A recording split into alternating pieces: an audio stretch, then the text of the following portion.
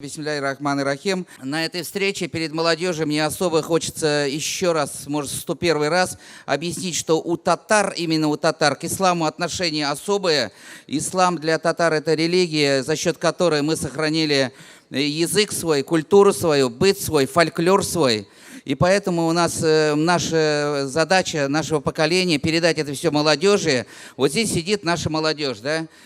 Как сегодня уже сказали, ясные глаза, значит, да, мы очень верим в эту молодежь, мы очень надеемся на эту молодежь. Вы для нас молодежь, а вы, в свою очередь, у вас уже есть своя молодежь сейчас, да.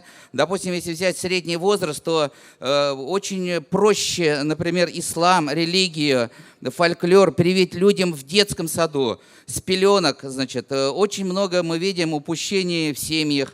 И вот за счет, мы не должны быть равнодушны к соседям, мы не должны быть равнодушны к друзьям, к происходящему. Именно месяц Рамадан, последние 10 дней, давайте вот в этом зале, каждый и здесь посмотрим друг на друга. И что мы можем сделать для ислама, для религии, для нашей, значит, для сохранения языка татарского.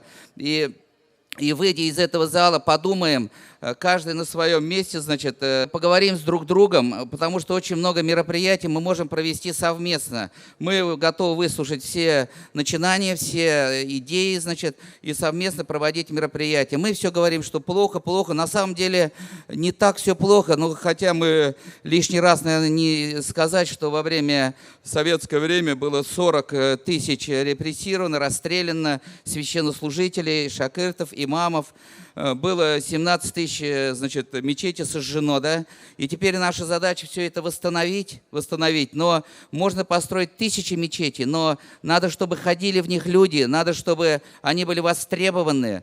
И это идет вот на вас, мы надеемся, в этом плане, а вы в свое время, в свою очередь, значит, занимаетесь уже с более молодым поколением, с детских садов, с яслей, с племянников. И самое главное, это с самого себя.